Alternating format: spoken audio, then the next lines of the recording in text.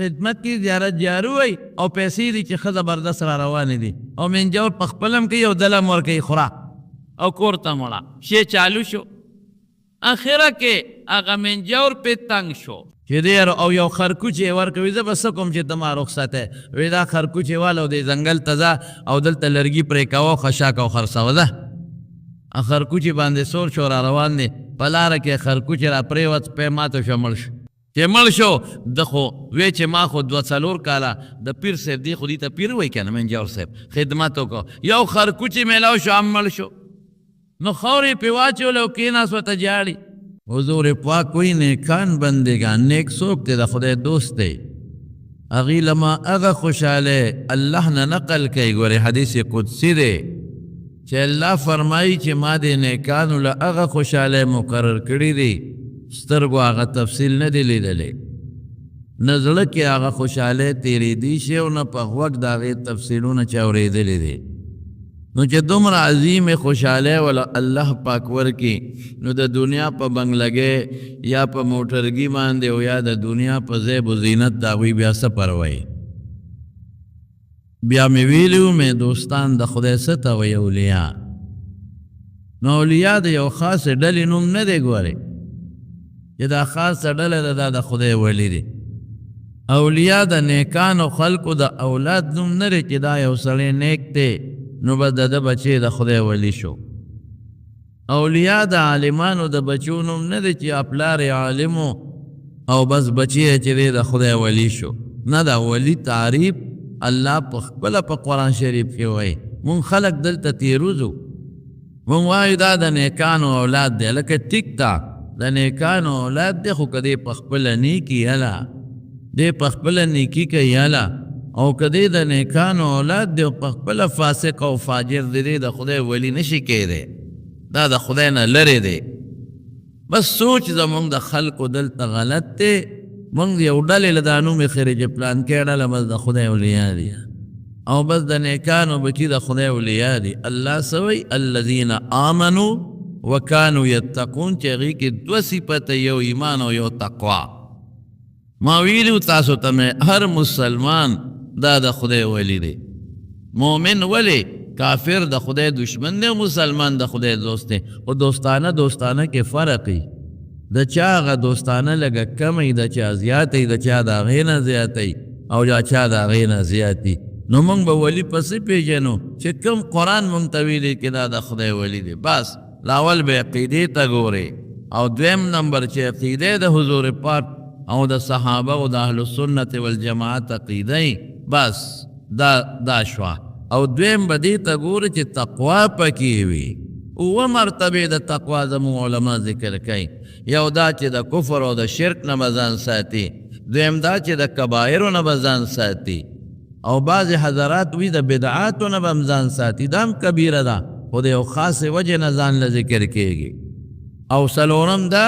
چې دی به د صغایرو وړو ګناهونو نه هم ځان ساتي او پنځم دا دی چې دی به د هغې مباحو نه هم ځان ساتي چې هغه ګناه ته سړی رسوي او شپږم دا دی چې دی به د شبهاتو مشتبي څیزونو نه هم ځان ساتي او اوم دا دی چې هر ما سوای الله به رستو کوي الله به مخکې کوي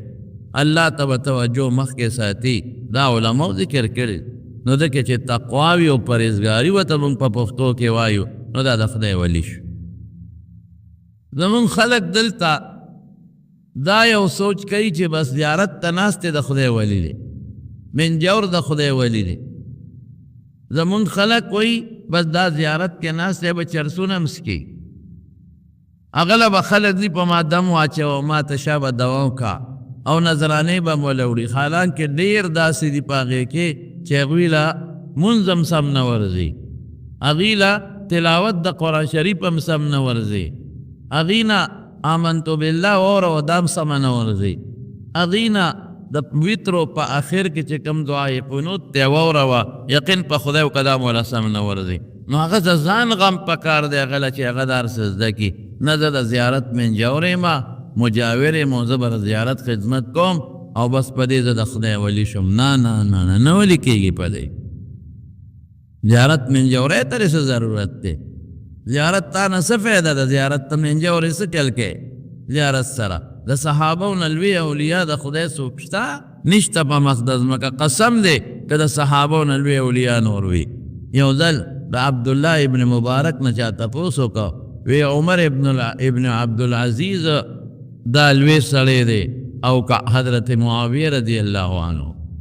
چونکه د حضرت معاویه رضی الله عنه په زمانه کې لږ جنګونه شوي وو اگر چې اجتهادي غلطۍ وې او عمر ابن عبدالعزیز ډېر د عدل حکومت تیر کړی دی ډېر د انصاف حکومت یې تیر کړی دی داسې حکومت یې تیر کړی دی ګوره داسې ولی و دې ته ولی وایي چې د ده په وخت کې به ګډان او شرمخ یو ځای ګرځېدل شرمخ به په ګډو چیلو حمله نه کوله دا یو خارق للعادت شی دی دې ته کرامت وایي بادشاہ د زمانې دی بادشاہ لیکن شرمخ دا حمله نه کوي په ګډو چیلو او چې په کومه ورځ دی وفات شو نو شرمخ په ګډه چیله حمله وکړه نو شپونکې په صحرا کې انا لله و انا الیه راجعون وی او عمر ابن عبدالعزیز وفات شو چا وی تا ته څه پته ولګېده او چې پته یې ولګوله واقعي همغه وخت کې وفات شوی وی تا ته څه پته ولګېده وی چې دی بادشاه د انصاف نو شرمخان زما ګډو چیلو سره یو ځای سریږي او یو ځای ګرځي لیکن نن شرمخ په ګډه چیله حمله وکړه پته ولګېده چې د انصاف حکومت د مخ د ځمکې نه پورته شوی دی دومره د کرامت خاوند دومره لوی سړی چې عدل او انصاف یو نمونه و دنیا وایي چې د عدل او د انصاف نمونه وه هېڅوک پکې انکار نه کوي نو ځکه ورته وایي چې عمر ابن عبدالعزیز لوی سړی دی بادشاه دی او د الله ولی دی داسې کرامت دی چې شرمخ په ګډه چیلی حمله نه کوي نو الوی دی که حضرت معاویه صحابی رضی الله عنه عبدالله ابن مبارک وتوی ویخته دی را لغونی غونی کړل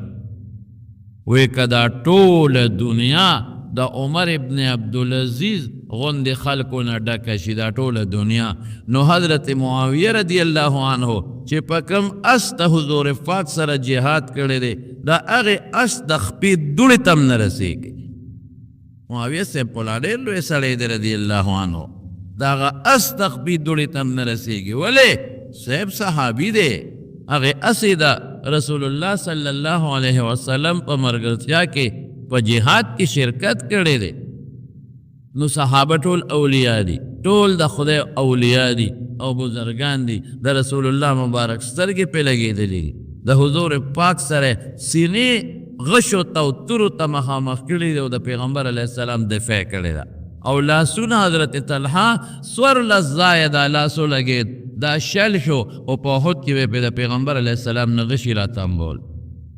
داسې خلق تیر شوی دی قرآن د حضور پاک نه واغېسته امت ته ورسو سلطنت د اسلام خور که او وطن یې پرېښوده بچي پرېښودل هجرتونه یې وکړل فنارو کې د پیغمبر علیه السلام سره قسم په خدای جهادونه وکړل حضرت ابو موسی اشعری رضی الله عنه وی یو جهاد کې عیسی دوی اغشتې وه یو لوی جهاد کې حضرت ابو موسی اشعری رضی الله عنه شرکت کړو غزوه ذات الرقاع وتوي نو خلق زمونږ د علماو چې ذات الرقاع وتولې وي نو څه شپږ اووه وجې دي څوک وایي د هغه رقاع ټوټو ته وایي رقعو ته غر مختلفې سې څه سپینې تورې وغیره خیر هغه به پرېږدو طالبانو خبرې دي ابو موسی اشعري څه وایي الله اکبر حالانکه دا خبره بیا خلکو ته نه کوله وایي زما نیکي خورېږي وی دی جهاد کې زمونږ نه د خپو نوکونه پروتې وو داسې سخت سفر و نو مونږ به په خپلو ګوتو باندې او په نوکونو پټۍ تړلې ځکه ورته غزوه ذات الرقاع وایي هغه جهاد چې ټوکړو والا نو چې ته سوچ وکړه چې دونه قرباني څوک ورکړي چې دونه پیاده سفر یې کوي چې نوکونه ترې وغورځېږي او دی بیا هم جهاد کې منډې وایي او داسې جهاد نه لکه او دې زمانه کې که سړي بیمار وي نو مورچه کې کېنه په ټوکټ ډس کوه نه منډې به وی په هغه جهاد کې دشمن پسې منډې وی نو چې د چا نه نوک وغورځېږي نوکونه او بیا هغې باندې ټوکړې وتړېږي او هغې کې خپې بلې خپې په دې شګو په دې کاڼو کې دشمن پسې منډې وی والله بالله که داسې کار څوک وکړي داسې څوک کولی شي نو صحابه ټول اولیاء الله دي ټول د خدای دوستان دي ایمان خو هغې نه موږ زده کړی دی یا ایها الناس اے خلقو اے آمنو کما آمن الناسو.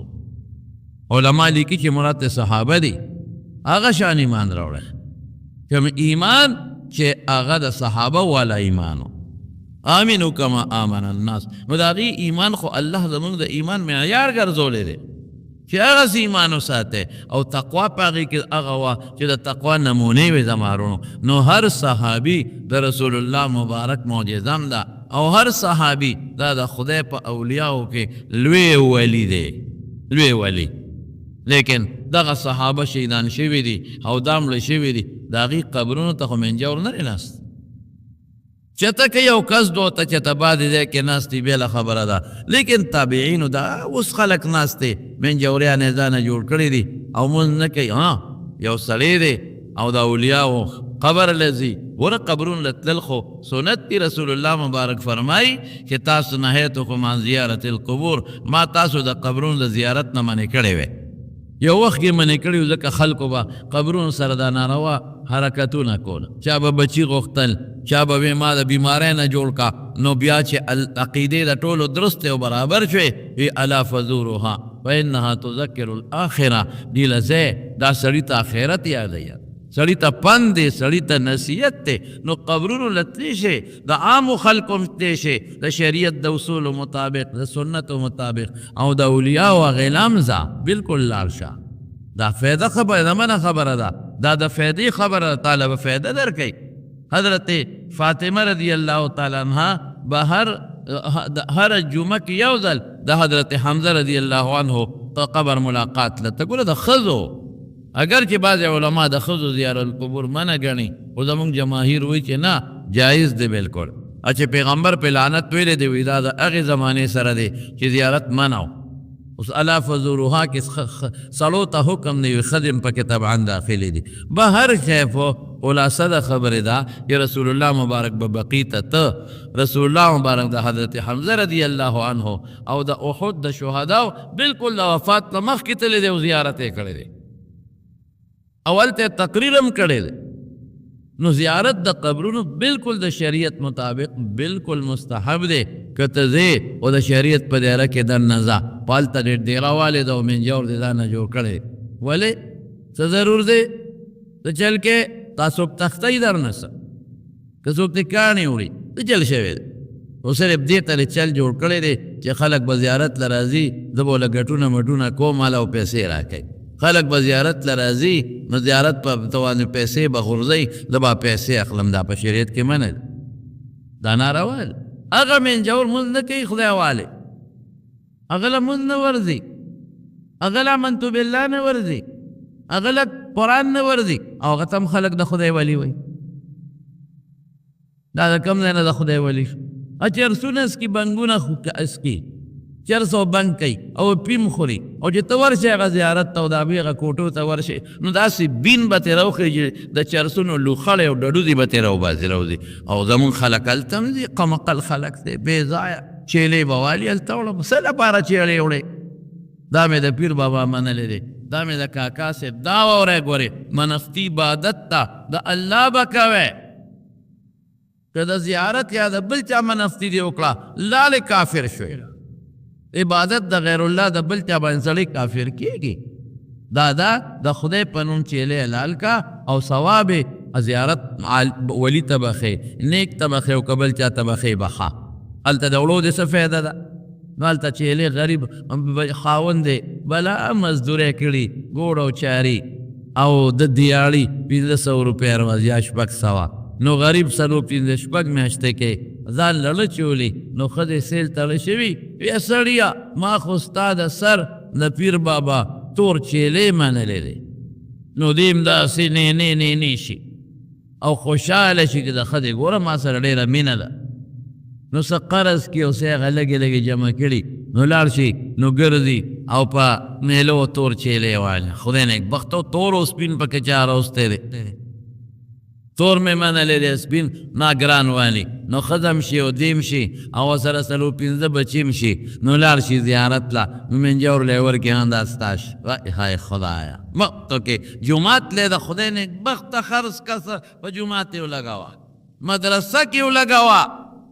غریب گاونډي له دې ورکا، غریب لور له دې ورکا، غریب خور له دې ورکا، په خپل ځانونو لګو. دا دې څه نخرې جوړې کړې دي؟ مالګه به راوړي او بیا به په رشته دارانو ګرځئ، ما د پیر بابا نه او د کاکا صاحب نه مالګه راوړې ده او د پلانکي صاحب نه مالګه راوړې ده. نو بس خلک هم وایي داسې دله مدینې کجورې دي او د زمزم اوبه دي. نامالګې خلک تحته ګوره شریعت نه خلاف. والله که دا د صحابو زمانه کې، د تابعینو زمانه کې او د امامانو زمانه کې دا قصې مونږ ځان د پخپله دا یو نخرې جوړې کړې. هغه منجه ورته به خلک دي دا زموږ وطن ګزاره کي. تاسو ورشئ پنجاب ته چې پته راته ولګي، دلته کې خو لا بیا ما ته یو سړي قسم وخوړه، قسم جومات کې ګورې ناست دی، ما ته قسم وخوړه یاره یو غلطي رانه شوې ده او ته ما ته څه وظایف وښایه چې هغه زه ووایم او ما ته خدای معافي وکړي. مې څه چل دی کړی دی؟ وایي مونږ یو ګروپ یو، مونږ به دا زیارتونه کنیستل، دا ګورې ما خپلو بچو ته هم نه دی وینه. مې څه نه څه جنجال ته اوس جوړ نه شي. مونږ دا ډېر زیارتونه کنیستېدلي دي، په چا کې هم بوتان راوتي دي، بوتان یقینو که چې بوتان پکې راوتي دي، بوتان تا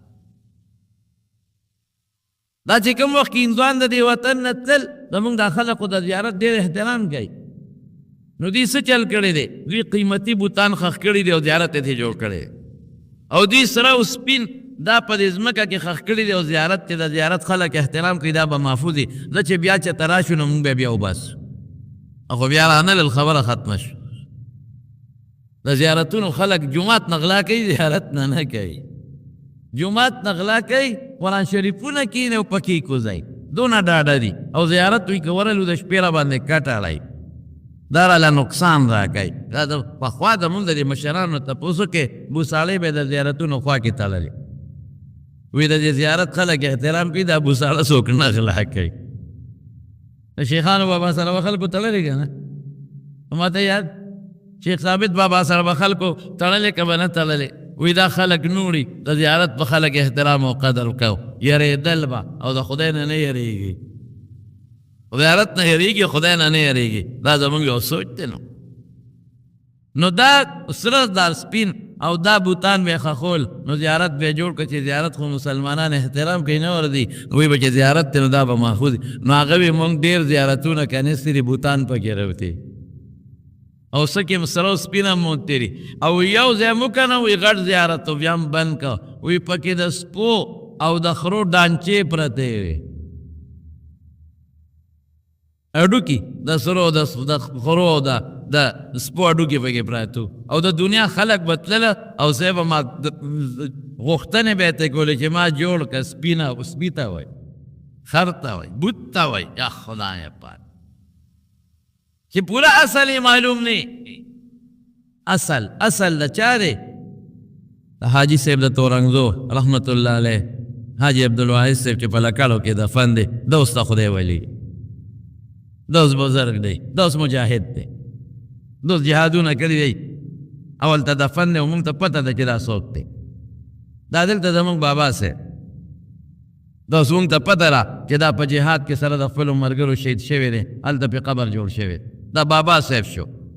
دا مدی بابا شو. دا اوس په سلسله کې په باقاعده په سلسله کې دوی پته ده چې دا نیکان خلک تیر شوی دی. عبدالقادر جیلانی رحمت الله علیه دا غق شو، امام ابو حنیفه رحمت الله علیه. اوس معلوم خلک دی، دا نیکان تیر شوی دی، بزرگان تیر شوی دی، اولیاء تیر شوی دی، لیکن داسې چې خلک ورته ناست دي منجوریان او په قبرونو سیرې پرتې او دنیا راځي او ما لټولې لاندې پکې بوتو، ما لټولې لاندې پکې د سپي او دا خر. نو چې تا ته پته نشته چې دا څوک دی، د کوم ځای دی، په زول نوم والا خلکو یې ښه دی پلانکې بابا، پلانکې بابا، هلکه نوم والا ته یې ښودلی، وګوره دا څوک دی، د تاریخ معلوم کا. اوس د پیر بابا تاریخ شته،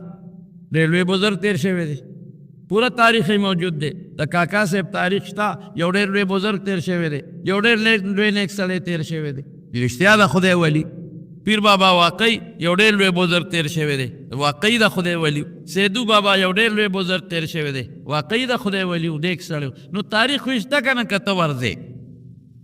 نو دا چې بې تاریخه پراته دي او منجوریان وکړه. اصحاب بابا صحابي دی، سنان ابن سلمہ ابن محبق رضی اللہ عنہ کیدی شنور صحابہ موسری دا یوم معلوم دے گنی تابعین خو سر دی جہاد کے شہیدان شوی دی دیو جن قبر قبل پن ورخاتو گد دیو کستنے گن کسان دی خبر رما پوئے گئے کنا نو تاریخ معلوم دے منتا منتا سلسلہ معلوم دا نو دا اس نیکان خلق دا سنورم دے رشتا لیکن دا اس یو سڑی خبر کولا ماتا پنجاب کے اور چا پنجاب کے توبے باو بس پنجاب کی او سڑی غریبو خدی بہتے ڈوڑے او فلان کے نو آغا غریب تنگ شو آخد ہوتے تا خدای بے خوب آسده دے ولی کولم کے ڈوڑے نشروڑی آغا لٹو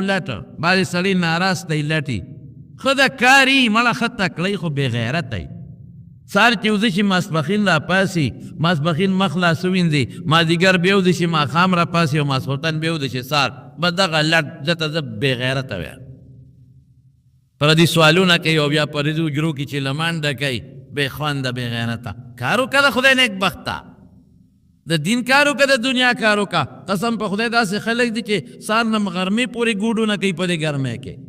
نر دے دا نر دا سار رمازی گر پوری غریب لگیا دی دیالی کئی دا نر زوان دے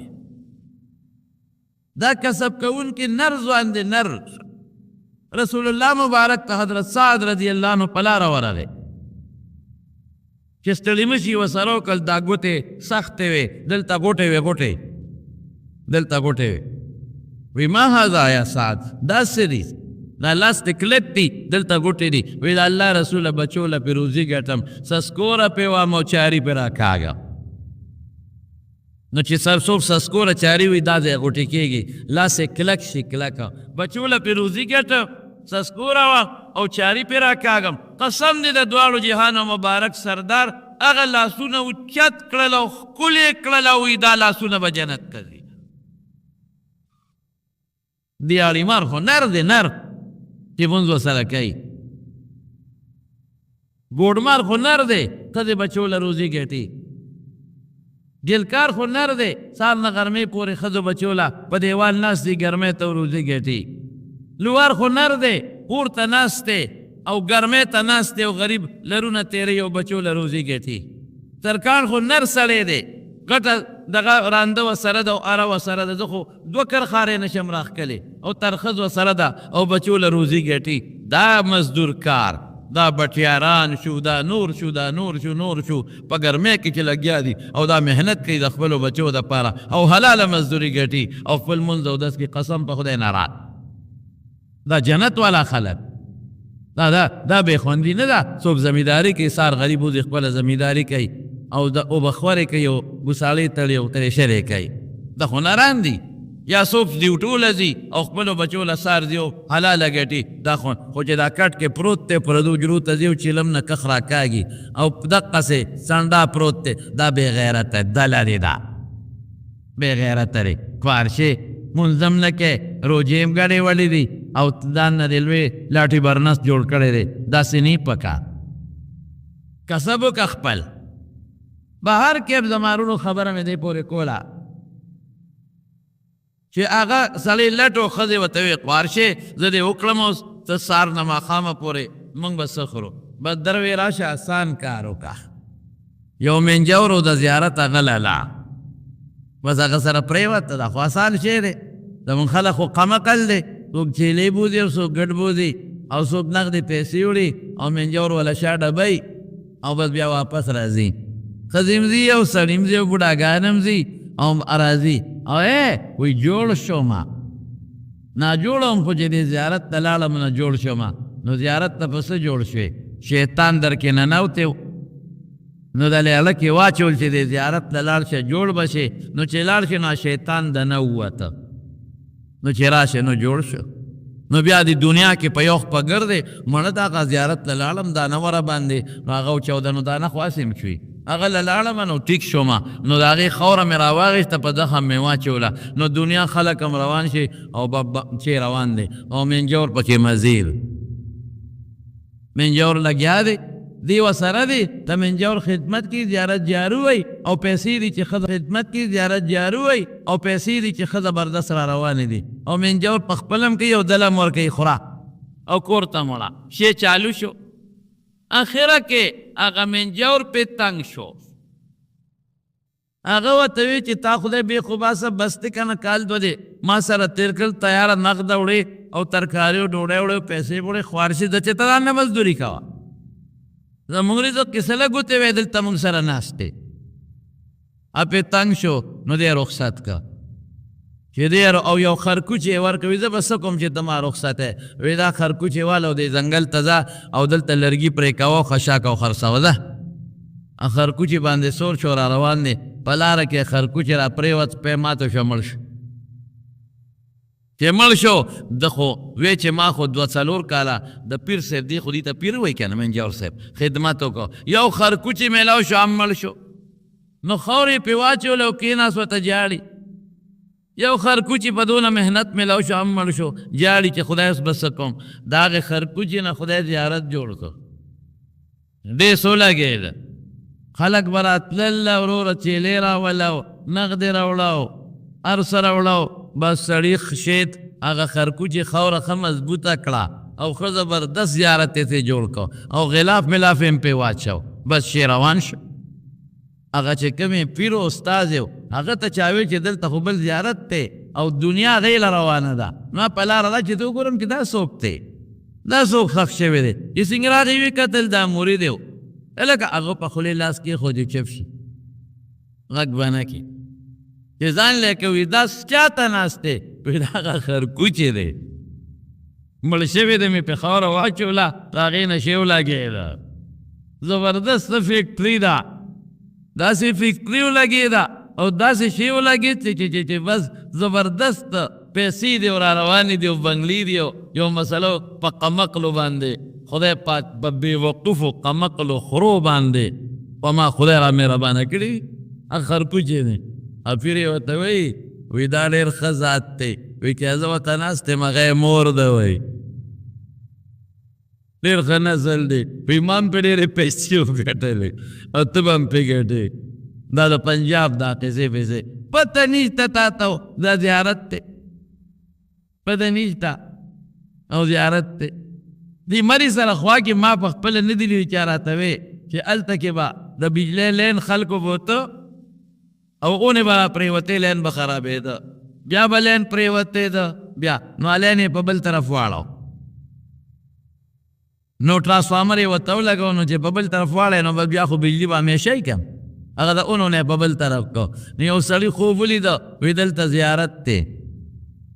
د قصده مړه ما خوب ولي چې دلته د خدای ولی دی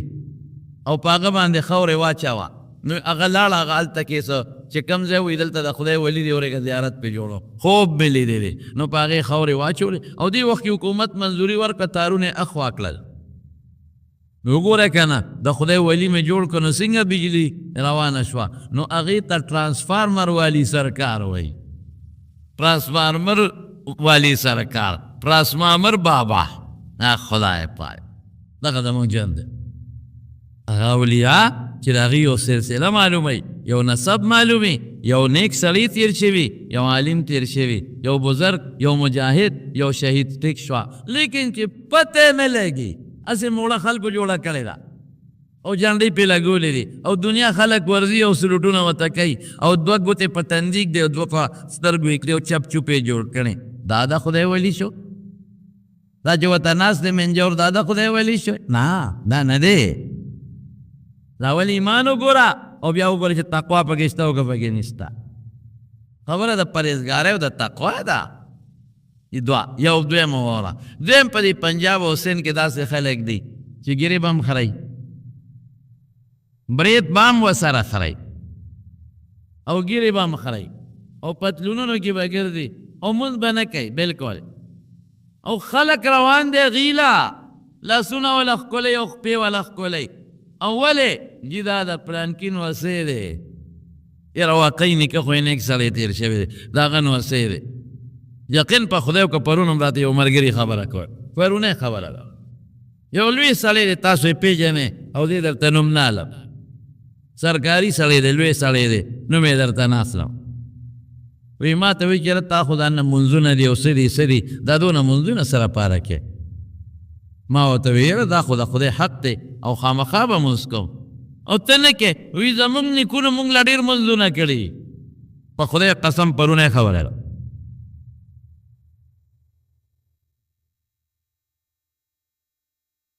زمونږ نیکونو مونږ له ډېر منځونه کړي ها ستا نیکه مونځ کړي هغه به تاله فایده درکوي مونځ نه کوي او دا نه قسم په خدای چې دومره لوی آمدن د دغې خلکو د هغه زیارت آمدن هغې کې بکسې ښودي او پراشپیل ته دا روپۍ راکوي جنګلی ته ته وکړي پراشپیلونو روپۍ راکاږي او خلک دې ورته غورځوي د زیارت نه پاس دا خدای ظالمانو چا له لاړې دا پیسې هغه سیټانو نوابانو له لاړه اګر خیلو له لاړې زیارت له نه دي د څه کوئ دا پیسې په جومات ولې نه وګوئ دا غریب له ولې نه ورکوئ دا کونډې خور له ولې نه ورکوئ دا کونډې ترور له ولې نه ورکوئ دا په مدرسه ولې نه لګئ دا څه کوئ په کوم طرف روان دي دا پیسې دي چې په دې زیارت ورنولي پیسې دي په زیارت ورنولي لاندې ورته سوړه کړي هلته پرېوځي او لاندې نه ورته یو ځای جوړ کړي پراشپیلونه یې ترې راکوي دا دومره پیسې او بعضو ته حکومت په ټیکه ورکړي اوقافو والا او د دنیا پیسې روانې دا زمونږ خلک ټیک د سړی نیک دی خو لیکن دا نسیخ خو یې نیک نه دی که نسیخ خو یې ګیره خوري نسیخ خو یې فلمونه ګوري نسیخ خو یې سینماګانې جوړې کړي دي نسیخ یې په دغه پیسو ځي او د لندن او د امریکې او د برطانیې ټکر یې لګوي او سویټزرلینډ ته ځي او په هغې نخرې کوي دا اولیا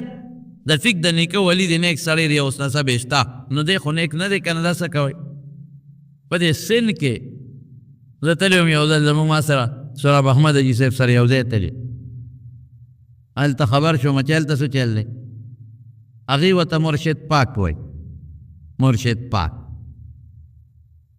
نو دی به څه چل وکړي مرشد پاک به راشي نو دغه غریبانان خلک دي په خدای یقین وکړه ډېره جزانان دي د سردارانو او د دغه وډېرګانو پټي کري ځمکې کري او هغې وله اسم نه ورکوي چې مال کله وشي فصل وشي مرچکې او غنم او کومبې وغیره نو نیغ به لاړ شي منډۍ ته خرڅ به شي نو پیسې به وډېره لګي دله نه راځي په ګوتو سو دی به ځي هغه وډېره ته به په ځمکه ناست دي نه سپلی شته یې خپې بلې خپې ګرځي یو کوټه ده او د غنو شپول دی او دا غریب به خپې بلې خپې وده کېږي خټو کې ګرځي منځونه کم ځای کوي منځ نشته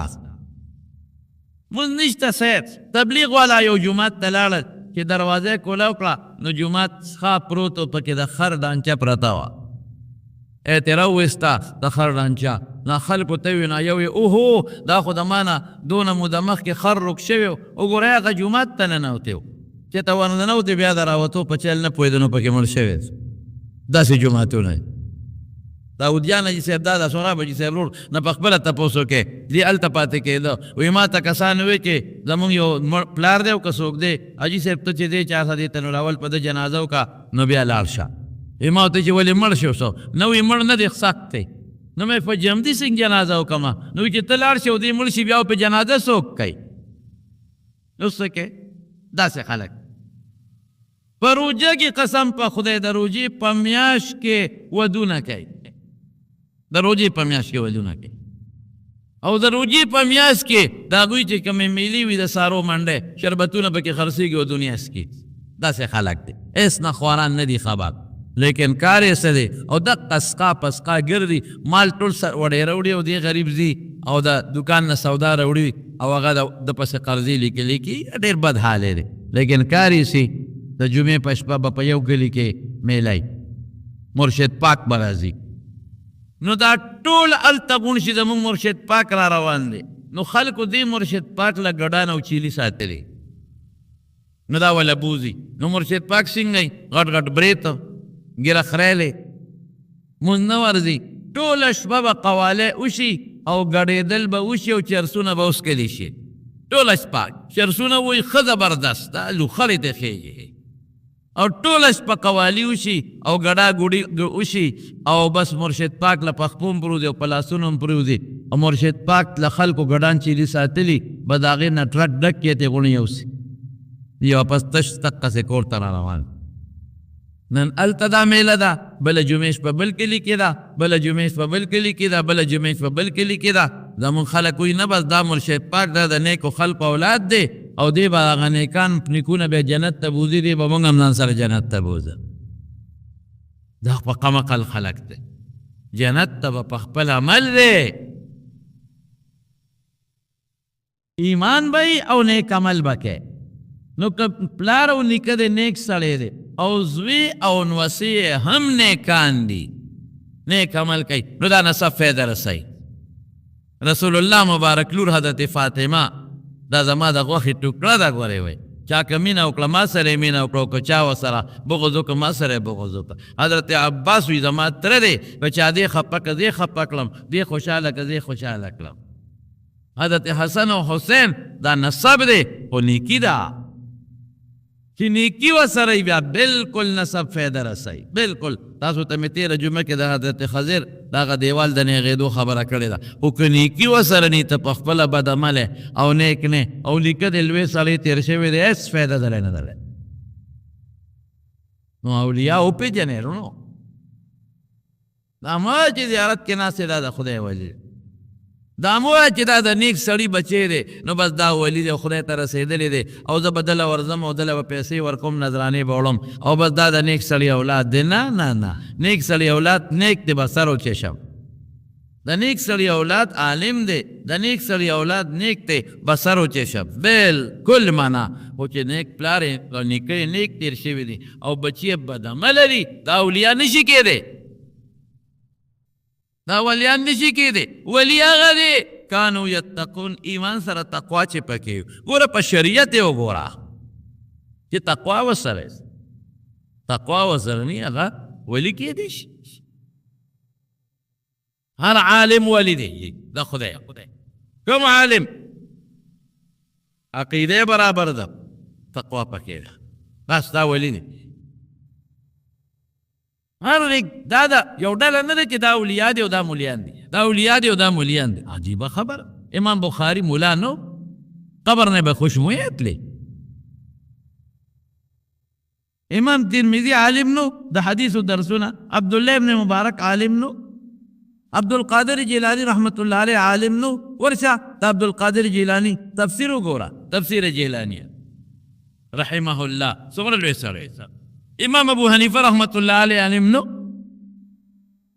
نو بعض خلک دا جدا کی دا عالم دی او دا ولی دی، دا عالم دی او دا ولی دی. کوم عالم چې د علم خدمت کوي، د دین خدمت کوي او خلکو ته منځونه ښیي، خلکو ته روجې ښیي او خلکو ته نیک اعمال ښیي او په خپله متقي دی او پاک دی، قسم په خدای د خدای ولی.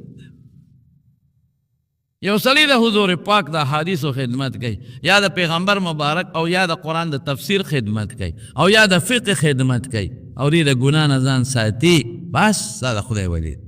دی. خو د دنیا خلکو ته دین رسوي، د ده د برکت ته خو الله پاک د دنیا خلکو ته حدیث و رسول، د ده برکت ته خو خلکو ته الله پاک ډېرې لوی نیکۍ ورسولی. د خو ډېر کتابونه ولیکل، خلک کتابونه ګوري او فایدې ته اخلي، بس دا د خدای اولیاء دي. که ولی څه ته وایي؟ ولی دې ته وایي چې په سر یې جنډه لګېدلي. نه، دا دوه څیزونه ایمان او تقوا. بعضې خلک بیا هر طرف ته شته که نه، بعضې سړي نیکي خانقاه کې ناست دي او پلار هم نیک سړی او دی په خپل هم نیک سړی دی او خانقاه کې ناست دی او خلک ول راځي او وظایف ورکوي، ذکرونه په سر و چشم، دا د خدای ولی شو. ولی د خلکو اصلاح کوي، خلکو ته نیکي ښیي، خلکو ته کلمې ښیي، د خلکو صحبت ورسره پیدا شي، نیکي ورته خلک ورسره ډېر خدای نیکان کړي، صالحان شي ورسره. ذکر واسکا دی خلق پڑوکے گئی گھٹ کے ناستے تسبیح گئی پر دی نہ کامیابی گا حلق پر سوا کامیابی دا پر گھٹونوں کے ناس دا پر گھٹونوں خانقاہونوں کے ناس نہ گھٹ کے ناستے خانقاہ کے ناستے خدا یاد گئی او نیکی کئی او خلقو تم نیکی خی خلقو تم وی ذکر کوا خلقو تم وی درود شریف وایا بیعتون و سر خلق کئی ٹھیک تا کپتا ایمان برابری الامنو دا کے داخل لے او تقوی پکی دا بالکل دا خدای ور نیک سارے نو سوک دیر افراد تفرید کے تلے دی سوک بالکل دا ذکر و اسکار او دا خانقاون او دی پسی بدیر دی ہوئی سوک پا دی طرف نقصان کئی او سوک دون حد ترسیلی دی چی من جوریانو تن پیران ہوئی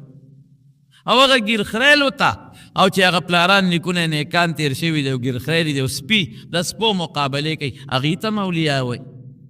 داسې به نه کوو ښه اولیا به څوک اولیا هغه لومبی چې ایمان او عقیده برابرې بس د الله او د رسول د راوړلې شوي عقاید کې هغوی څه موږ ته ښولي دي او د صحابو چې کومه عقیده وه موږ ورته اهل السنت والجماعت وایو اهل السنت څه د پیغمبر د سنتو تابعدار او اهل الجماعت څه د صحابو د جماعت تابعدار بس چې دا ښکلې عقیده لري بس دا شو او دویم کانو یتقون چې تقوا پکې وي پرهیزګاري پکې وي نیکي پکې وي د ګناه نه او د دې وړو غټو دواړو ګناهونو نه ځان ساتي باقي ګورې یو خبره درته وکړم مکمل پاک سړی چې هېڅ ګناه نه کوي داسې هېڅ څوک هم نشته ای به خو چندې څو کسان به داسې نه یم چې څوک نشته خو چندې څو کسان به په دې معاشره کې به دا پوټیني غلطۍ دار چا نه کوي دا به زمونږ نه هم کېږي ستاسو نه هم کېږي بل نه هم کېږي معاشره داسې ګډه وړه دجالي معاشره دجال ته زمانه روانه ده نږدې کېږي نو هغه برکات نشته کم برکات چې د حضور پاک د زمانې برکات نشي کېدی د صحابو د زمانې برکاتو نشي کېدی بعض خلک وایي دنه ناشنا کار وشو او دا د خدای ولی دی ناشنا کار ته وشو وګوره که دې نیک دی په خپله خدای کرامت شو او که دې نیک نه دی فاسق فاجر دی نو دا سحر جادو دی ګوره رسول الله مبارک فرمایي چې د ګوتې د بند دومره دی د سنتو خلاف دی او د تا تر انور او سپومې لاسونو کې ښکته کړل دا به نیک سړي نه دا به ساحر او جادوګر شریعت دې ته ګوره په شریعت برابر دی او که نه بس دا لنډه خبره شوه که په شریعت برابر یې ډېره ښه خبره او که په شریعت برابر نو چې د خدای ولی ورته ونه ده تا نه د خدای ولی نشته ته مسلمان یې ټیک د لاندې درجې به او مسلمان الحمدلله ایمان به نو خپل نیک اعمال په خپله کوې د چا په تمه مه ګرځې نیک اعمال کوې خپل منځونه او خپل مستحبات او خپل روجې او خپل نفلونه کوې د چا په تمه مه ګرځې که نیکاني دعا ترې وغواړئ بیا صالحاني دعا ترې وغواړئ هغې کې خو چې په خپل هغه هم په شریعت برابر او چې په شریعت برابر نی چې نږدې وله ورنشي الله مونږ ته د خپلې خوشحالۍ خبرې ښودي چې ده ووایه زه پرې خوشحالېږم ده ووایه زه به خوشحاله شم ده ووایه زه به خوشحاله شم نو په دې دوه څیزونو الله خوشحالېږي یو د الله تسبیح سبحان الله چې پکې راځي مقصد یې څه دی سبحان الله چې موږ د دې خبرې عقیده لرو د دې خبرې اقرار کوو چې الله ته د هر عیب نه پاک نو چې ته ما ته ووایې چې ګوره تا کې څه عیب نشته اگر چې زه د عیبونو ډکې زه به خوشحالېږم که نه به خوشحالېږم چې زه تا ته ووایم چې یاره څومره ښکلې تا کې عیب نشته څومره ښه وجود دی تا کې عیب نشته څومره ښکلی علم دی د علم عیب نقصان هم تا کې نشته سره د دې چې دا هر څه ناقص دي ته به خوشحالېږې که نه نو چې زه الله ته ویم چې یا الله تا کې څه عیب نشته الله زه وده کېږم خوب ته محتاج یم تا له خوب نه راځي ته خوب ته محتاج نه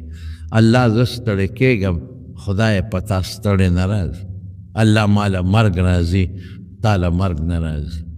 الله زه بیمارېږم تا له مرض نه راځي الله زه بل ته چغې وایم ته چاته چغې هېڅ ضرورت دې نشته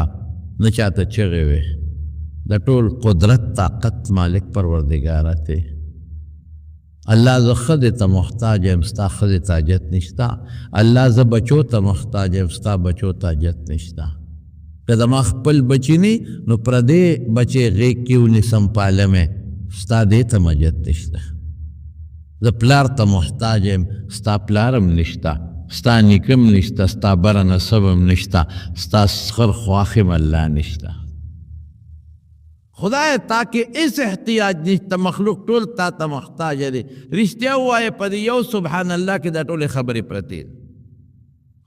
چې ته یو ځل سبحان الله وایې دا ټولې خبرې پرتې دي الله ته د شریک نه هم پاکې تا له شریک نشته ستا شان چې څومره اوچت دی شریک نشته، ستا صفات چې کوم دي هغې کې هم تاله شریک نشته، ستا په شان علم د بل چا نشته، ستا غوندې طاقت الله د بل چا نشته. ته چې کوم کارونه کې بې عیبه کارونه دي،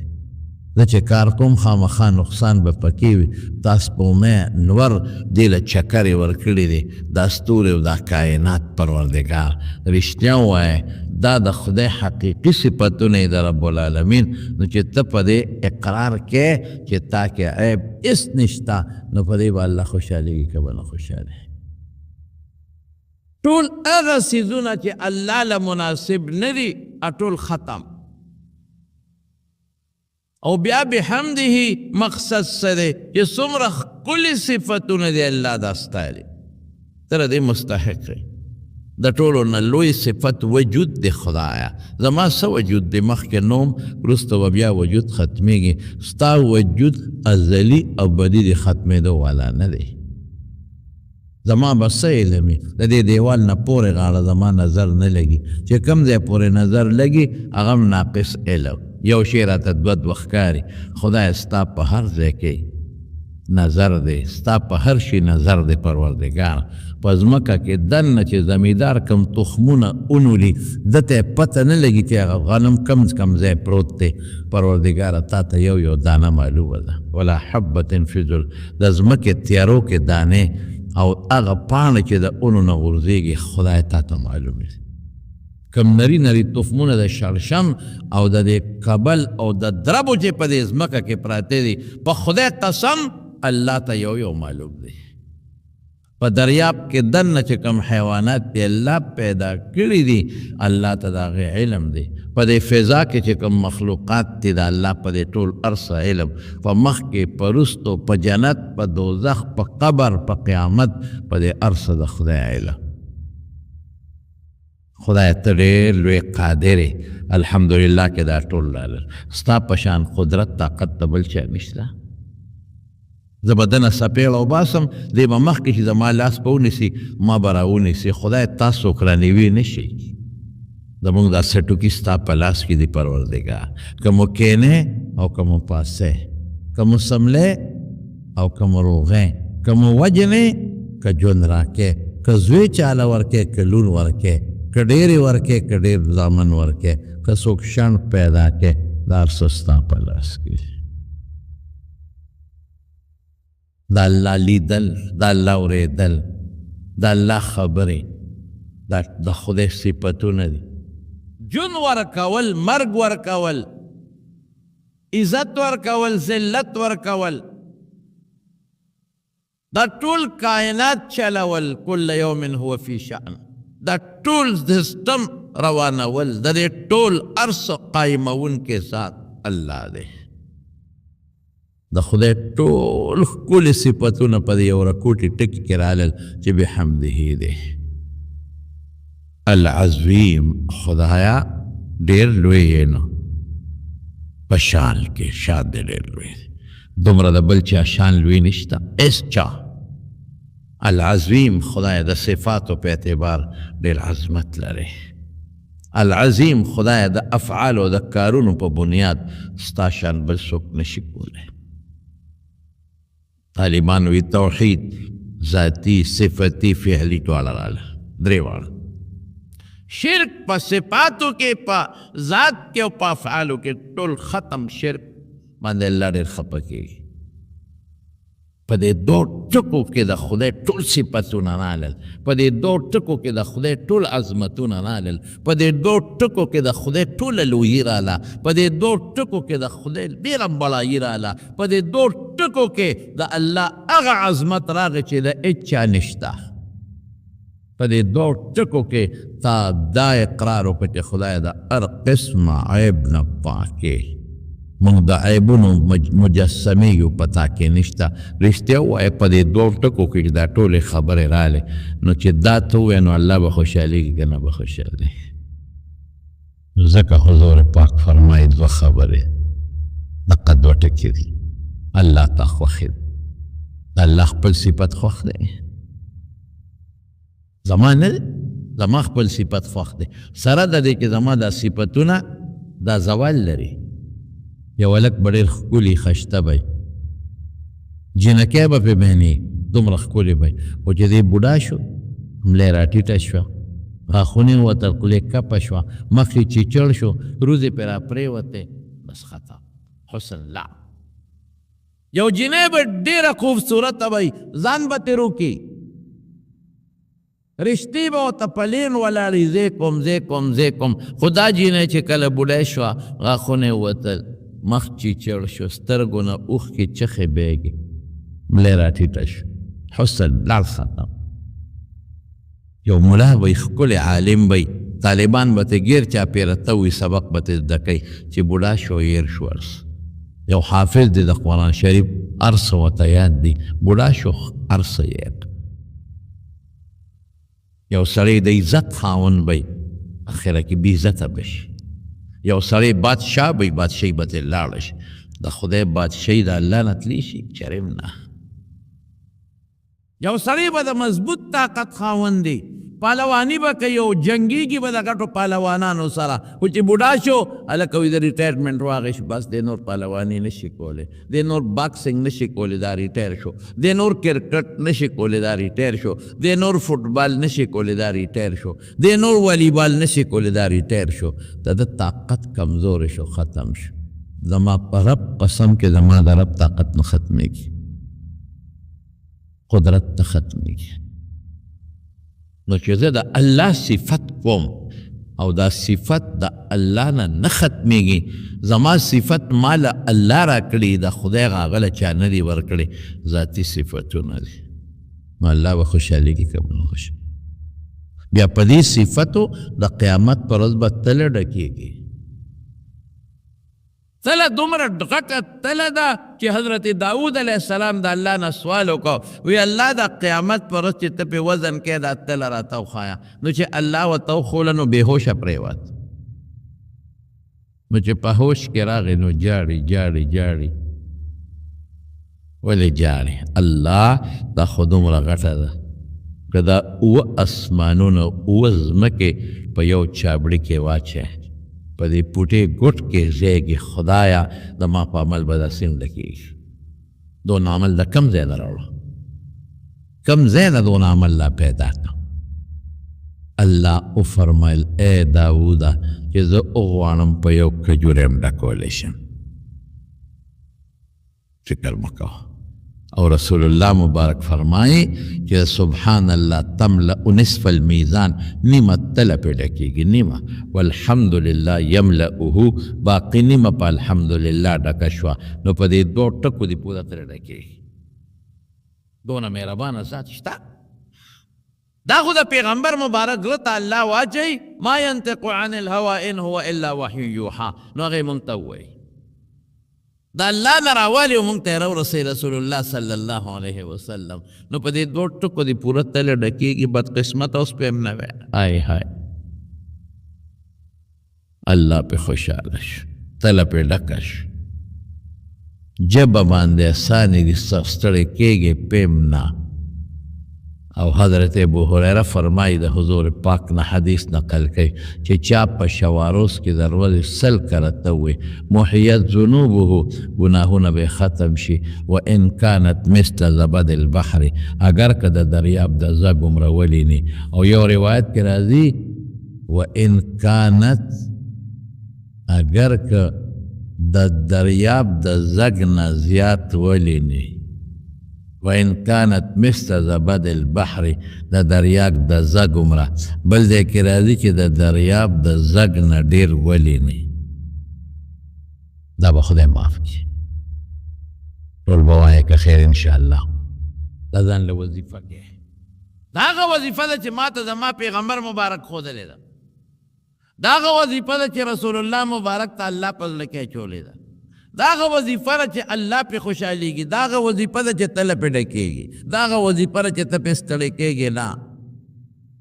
دا هغه وظیفه ده چې د خدای ټول صفتونه پکې دننه پراته دي بل دا هغه وظیفه ده چې پیغمبر مبارک خپلې نیازبینې لور ته ښودلی د پیغمبر په ټولو لوڼو کې کشره لور حضرت فاطمه رضی الله تعالی عنها او دا په حضور پاک ډیره زیاته ګرانه وه. دا اولاد ټول پلار ته ګراني، مور ته ګراني، لیکن دا بعض اولاد نسبتاً لږ زیات ګراني. نو فاطمه په ټولو لورو کې حضور پاک ته زیاته ګرانه وه، کشره وه. چې مور یې وفات شو دا ترې ماشومه پاتې شوې، نورې غټې وې، دا وړه پاتې شوې ده. د دې تربیت په خپله نبي کریم صلی الله علیه وسلم کړی او منې چې دې له به کله کمیس جوړو نو پیغمبر مبارک به په خپلو وله پلیشتو برابرو. پلیشت ما خفیت مشیتها عن مشیت رسول الله صلی الله علیه وسلم. د دې چال د حضور پاک د چال په شان دی. دا چې بتلو د شانه به ته وکتل تا به وی رسول الله مبارک روان دی، په داسې انداز بتله. او حدیث کې راځي چې رسول الله مبارک به داسې روز نه و چې دې کره به نه تو، داسې ورځ به نه وه. او نبی کریم صلی الله علیه وسلم فرمای د فاطمه کې دا سیدت نساء اهل الجنه، د جنت د ښځو سرداره ده. دا داسې د پیغمبر خوښه وه. او چې کله به دا راله رسول الله مبارک وګورئ په مصنف د ابن ابي شیبه کې د آدابو په باب کې دا احادیث شته. نو حضور پاک به ورته له ځای نه پاڅېده، نو ځان ته به یې رانږدې کړه، قبلها ښکل به یې کړه. او چې کله به رسول الله مبارک دې کره لاړ دا به پاسېدی مه پاسې، او کله به پاسېده نو ځان ته به یې رانږدې کړه، ښکل به یې کړه. غرمه م ورکړه حضور پاک ته. یو ځل د غرمې ورغې، حضرت علی رضی الله عنه کور کې نو وی ای نبنو عمې کې د ترزوی دې څه شو؟ د پلار د ترزوی خو خیر د ترزوی ورته وایي خاوند دې څه شو؟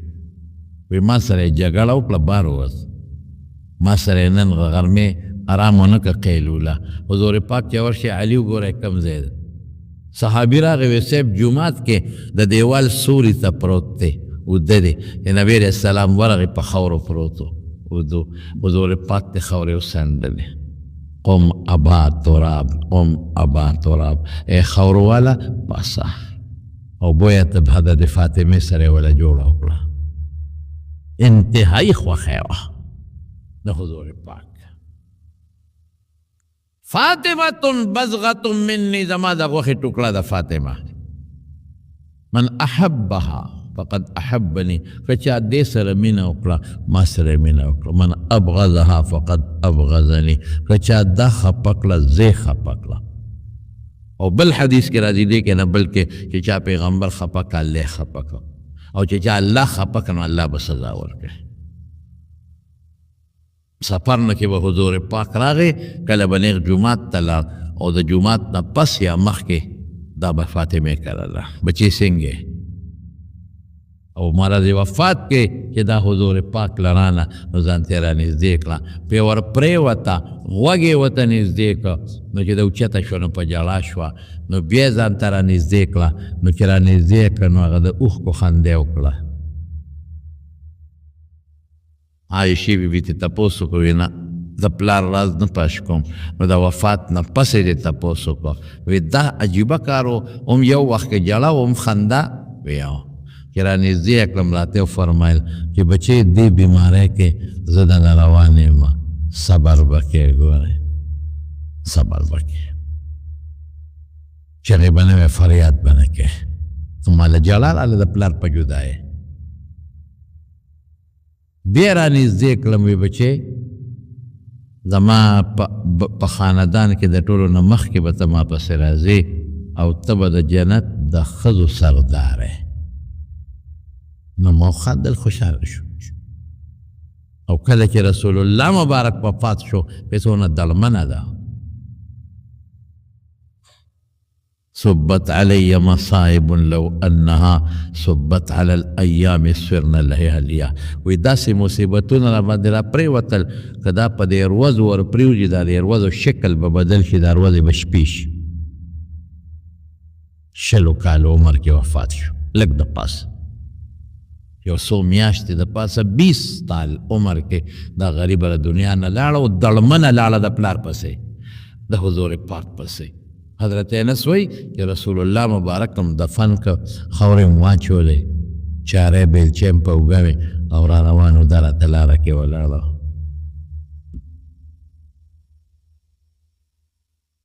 آواز یې وکړه انسه ړم یخ شو، انسه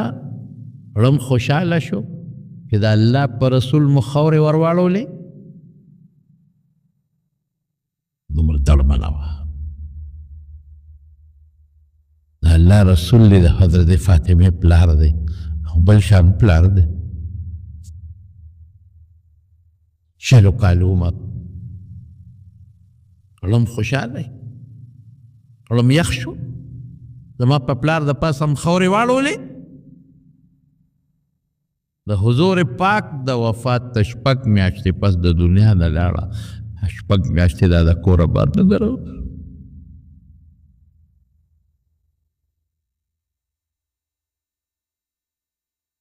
6 میاشتې دا نسکوره په خپل کور کې پرته ده. دومره پیغمبر پسې خپه. رسول الله مبارک خو عجیبه شان و. یوازې دا خو نه چې هغه کومه سپینه قچره باندې به حضور پاک ګرځېده چې خبر شو هغه قچره موږې وویسته، لاړه سترګو نه قطار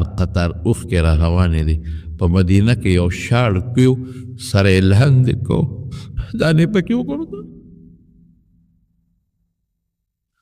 څاروي رسول الله مبارک پسې خپه دي. څاروي ځان د غمه وجني. د شاه زما مبارک پیغمبر سورلیک کړی، هغه نه پس به په دې څوک سورېږي. یا فاطمې غوندې لور، الله اکبر. چې علي صاحب ته کله په نکاح کړی بچې، هاي هاي بچې وي ما په خپل خاندان کې د ډېر بهترین انسان سره ستا نکاح کړی، په خپل خاندان بهترین انسان سره ما نکاح کړی. زما وروڼو خبر مې دې پورې کوله چې داسې لور څومره ګرانه دی، لیکن دې به غریبې په خپل کور کې میچن په خپله تاوله. جرندې مشینان نو په مدینه کې، په میچن به غنم اولقول. میچن تاول تاسو ته پته نشته بچې د مشرانو نه. ما خپله هسې کله یو ځل نیم میچن له چکر ورکړی دی. مې ورېږه ګورم مونږ به د کلو کې به د کورونو کې به بعضې خلکو میچنې تاول. مې ورېږه ګورو په خدای سخت شی دی. لالا سخت به وکړو هغې کې به هغه دغه به دا څه ورته ویلې کېږي، هغې کې به هغه لرګي او پل به د کاڼي اب هم چې تاوه په غنمو غرار به یې کو، سخت به او سخت به. دا مټې به د دې ښځو غریبانانو دا به غوټې شوې. دا زمونږ د ښځو کړي دي. میچن به یې خپله تاول، اس ته به یې ګیا په خپله اچول. یو سرمن و یو سرمن څاروي د ورځې به یې پې اس ته ګیا چوله، د شپې به پې ښه د خاوند وده کېدل. دا ژوند تېر کړی دی. نو علي ورته وی فاطمې وی بابا له دې غلامان راغلي دي، ته لاړه شه یو غلام ته وغواړه چې د سره لږه اسانتیا پیدا شي. چې دا راله حضور پاک کورونو چې رسول الله مبارک راغی، ام المؤمنین ورته وی فاطمه راغلی و، زر ورکړه الله. حضرت علی وی زه او فاطمه م لاستو، دې کې حضور پاک راغی، مونږ پاسېدو یې مه پاسې. کېناست، خپې مبارکې وغځولې، وی دا خپې دا پنجه زما خېټې سره وجنګېده. بچې څنګه راغلی وي؟ دونه حیا وه چې غږ یې نه کو. فاطمې بچې څه له راغلی وي؟ حیا. حضرت علی ورته وی دا الله رسول دا ما در لګلې وه دا په خپله میچن تاویل لاسو کې غوټې پیدا شوې غوټې دا په خپله میچن تاوی ګران کار دی دا استه ګیا په خپله اچوي یو سرمن د منکره د ورځې پې استه ګیا چې د شپې به دواړو د کېږو او بکې په سرمنو تاسو خوب مونږ په تولی خوب نه راځي مونږ په فومونو خوب نه راځي اعلی فوم ګورو دا کمزوری دی نه ښه فوم ګورو د الله د دې نعمتونو قیامت پر ورځ به موږ څه جواب ورکړو وروڼو موږ له الله څه رانه کړل موږ ډېر ناشکره یو موږ د الله ډېر ناشکره یو موږ له الله په جیبې کې ګرمې اوبه راکړې هیټر یې راکړې په اوړي کې ایسي ګانو پکې راکړه هر څه خدای راکړه اللہ موږ ستا شکر ادا نه کړو خدای موږ له د شکریې طاقت راکړه الله موږ له د شکریې طاقت راکړه نو ما ورته وی چې بچې فاطمې لاړه شه حضور پاک له غلامان راغلي کې غلامې درکړم چې تاسو سره کار کوي لکه صراحت به در باندې د دواړو جهانو مبارک پیغمبر د انصاف نور د انصاف سپومې حضور پاک مبارک خپل نیاز ویلې لور ته وایي بچې د بدر یتیمانان ډېر محتاج دي خلکو مونږ کې راوړو خپلو بچو له راوړو یتیم دې غرق شي او غریب تباه دی خو چې زما خېټه مړه شي او زما بچي مړه نور نیاز بینه بچې د بدر یتیمانان ډېر محتاج دي چې پلاران یې په جهاد کې شهیدان دا به رحمه ویلول تا ته یو شی ښیمه چې د مرغۍ نه ډېر بهتر دی چې کله سملې بچې درې دېرش کرته سبحان الله وایه درې دېرش کرته الحمدلله وایه او څلور دېرش کرته الله اکبر وایه دا د مرغۍ او د وینځې او د غلام نه ډېر بهتر د حضور پاک څونه انصاف او څومره دومره نیازبینه لور کشره لور عمر نه کمه لور په کار دا وه چې ورکړی دی قرآن کې ورته الله ویلي دي واعلموا انما غنمتم من شیء فان لله خمسه وللرسول ولذي القربى چې د پیغمبر رشته دار د نورو نه مخکې دې ورکوه لیکن بیا هم نه ورکوي د انصاف دا کلمات یو خو نو چې خپلې نیازبینې لور ته محمد مصطفی صلی الله علیه وسلم کوم څیزونه ښیي خو فایده به یې پکې که چې د تسبیح فاطمې وایي دا پکې پراته دی سبحان الله وبحمده سبحان الله العظیم کې دا پراته دي سبحان الله او پکې راغی او الحمدلله په بحمده کې پروت دی یو معنی او الله اکبر په العظیم کې پروت دی العظیم کې کومه معنا ورکوي دا د الله اکبر معنا ده نو ګوره تسبیح فاطمې پکې راغلی دریم تسبیح الملائکه پاسمان کې فرشتې چې کم تسبیح وای سبحان الله وای الحمدلله وای فرشتو ته خو پته ده چې کم شی د الله ډېر خوښ دی تسبیح الملائکه شو او زما یو بل هم درته ووایه دا شیطان چې دی که نه حدیث کې راځي الشیطان جاسم على قلب ابن آدم شیطان د بنی آدم په زړه ګونټې ماتې کړي پرېږدي نه اذا غفل وسوسه چې کله دا بنی آدم د خدای نه غافل شي دا شیطان ورته وسوسې اچوي د ګناه و اذا ذکر الله خنسه او چې کله دا انسان د الله ذکر شروع کی نو دا شیطان بیا پټیږي تختی دا د الله ذکر شو سبحان الله سبحان الله العظیم وبحمده د خدای ذکر. نو بله فایده دا ده چې شیطان به تښتي. دا وې نو شیطان چې کوم خړتم ستا په زړه ښخ کړی دی هغه به تښتي. دی بله فایده شو. او زما وروڼو بله فایده یې څه ده؟ یو واقع به راته ذکر کوم. حضرت یوسف علیه السلام چې کله د مصر بادشاه شو سختې خو په ډېرې تېرې شو. رونقې کې وغورځاو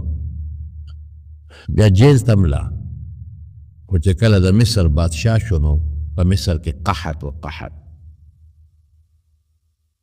نو د غله ټوله سنبال کړې وه. قرآن شریف کې راځي بادشاه خوب لیدي هغه تعبیر دی چې ټوله غلې سنبال کړې وه. نو په کنټرول به یې ورکوله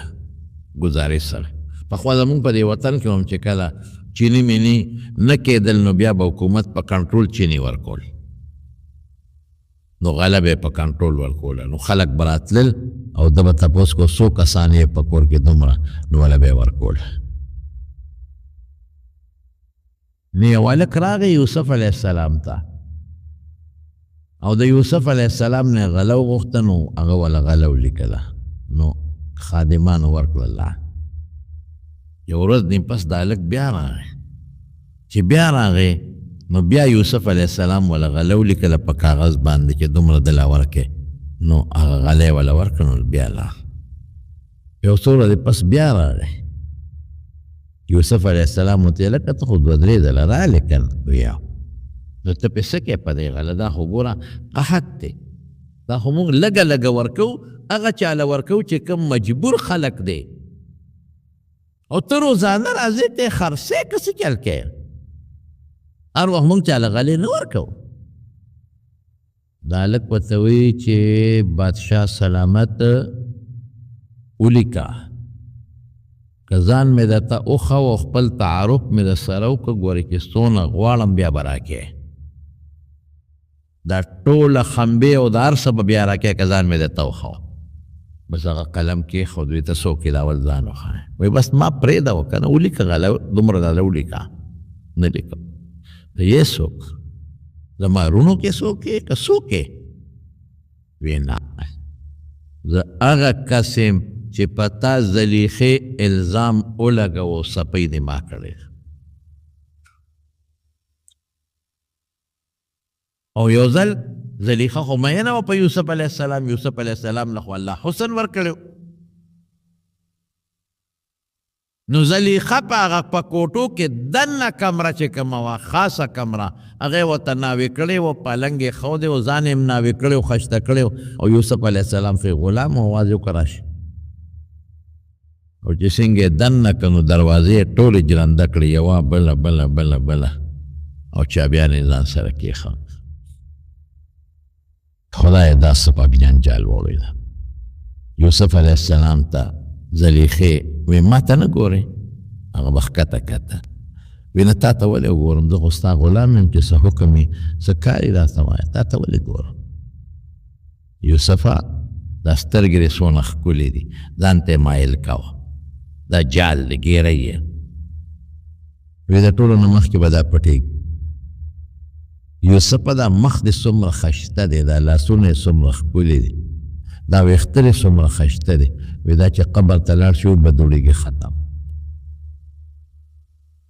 یوسفه ما ته وګوره زه څومره ښکلی یم ته څومره ښکلی. دې کوټه کې هېڅوک نشته بې زما او بې ستا نه. نن به زما خبره منې ګناه به کوو. یوسف علیه السلام ورته څه وایي؟ الله اکبر. او ورته وایي انه ربي احسن مثوایه انه لا یفلح الظالمون. ما چې دا ښکلی ځای راکړی دی د بادشاه دا کور دا د دې خپل حسن د وجې نه دی او دا چا راکړی دی؟ الله. نو الله خفه کړم. دا سترګې خدای راکړي دي نو الله خفه کړم تا ته وګورم خو الله خفه کړي. دا خوبصورتي الله راکړې ده چې زنا وکړم نو الله خفه کړم. ولې؟ دا سوچ پکار. ډېر خلک نن مال په ډمو نولي، په اجلاګانو نولي، په زناکارو لګئ، په ډمو لګئ. دا چا درکړی دی؟ الله. دا سوچ وکړه چې دا مال الله راکړی دی، د خدای په دشمنۍ کې ولې ولګو؟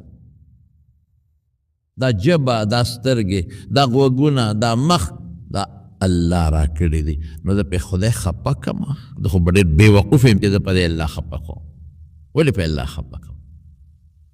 نن د الله خفه کړه نو دا چې کوم ذات دا اندامونه او دا حسن درکړی دی، دا زور به درنه وباسي، بیا پرېږدي به دی نه، یا به توبې وباسي او توبه به دې نه قبلېږي. او ورته وایي انه ربي احسن مثواي. دا ښه ځای چې راکړی دی د شکل د وجې، ښکلې شکل د وجې خفه کړم. انه دا خو زه به ظالم شم، ظالم نه کامیابېږي. زلیخا ورپسې راپاڅېده، وایي نن په زور به دې ګیروم. یوسف علیه السلام لږ یې سوچ وکړه چې یا خدایه دا خو زه ګناه په ما په زور نه شي کولی، خو لاس به خامخا راچوي. نو چې یو ښځه ما ته لاس هم راواچي زما دپاره لویه خبره ده. زما سه وجود سره دا جنګېږي، ما به پرېږدي نه، زه به ترې ځان ساتم، خو دا به ما ته لاس راچي، دا هم لویه ګناه. نو خدایه زه به خپل وس وکړم، دروازې ته روان شو. انسان دا وس دی، خپل وس پکې دا به نه وایي چې دروازه خو جلندره څه وکړم، نه خپل وس یې وکړه روان شو. ته د ګناه نه ډېر خلک ما ته ټېلیفون وکړي، یاره یو ګناه کې مبتلا یم، څه وکړم؟ توبې مې وایستې، قسمونه مې وخوړل، خو بیا دا ګناه کوم. زه ورته یم د ګناه ځای بدل کړه، چې کوم ځای درنه ګناه کېږي دا ماحول بدل کړه، پخپله به ټیک شي. که د اوبو په ډن کې ولاړې او ته د زمزم اوبه هم په ځان باندې اچوې نو ته نه پاکېږي. ته به د دې ډنډ نه ځان وباسې نو چې په عامو اوبو هم ولامبې نو پاک به شي. ګوره هغه خپل وس وکړه، دروازې ته روان. زلیخا وایي زه دروازې چابیانې خو ما سره دي، خو چې څنګه روان شو دروازې ته، دروازه ورته قدرتي کولاو شو. الله بیا مدد کوي، در ګناه نه ځان ساتئ، الله مدد کوي. بله دروازه، بله ټولې کولو شي. وغلقت الأبواب وقالت هيت لك قال معاذ الله إنه ربي أحسن مثواي إنه لا يفلح الظالمون. واستبق الباب وقدت قميصه من دبر وألف يا سيدها لدى الباب. دي مخکې ښځه ورپسې چې هلک قرآن الله ښځې شاته نه لمن نه ونیوه، د زور لګو لمن وشلېده. دا خو خواهش په مخه کړې وه، په ځان نه پوهېده. دروازې نه بار یوسف علیه السلام هم ووت، زلیخا هم ورپسې ووته. بادشاه ناست دی، د زلیخې خاوند هر څه یې ولیدل. اوهو دا څه وشو؟ زلیخا هوښیاره وه، خلک هم حیران، وزیران مشیران ډېر خلک خپلو کارونو له راغلي دي، درخواستونه ورسره دي. دا څه وشو؟ دا زلیخا خو سترګې پې پټې دي، خپل غلام پسې منډې وي، لمن نه یې نیولې دي. فوراً الزام په یوسف راواړو چې د مانه د مطالبه کړې، ما ته یې لاس راچولی دی. واستبق الباب وقدت قميصه من دبر وألف يا سيدها لدى الباب قال ما جزاء من أراد بأهلك سوءا إلا أن يسجن وعذاب عليم. ستا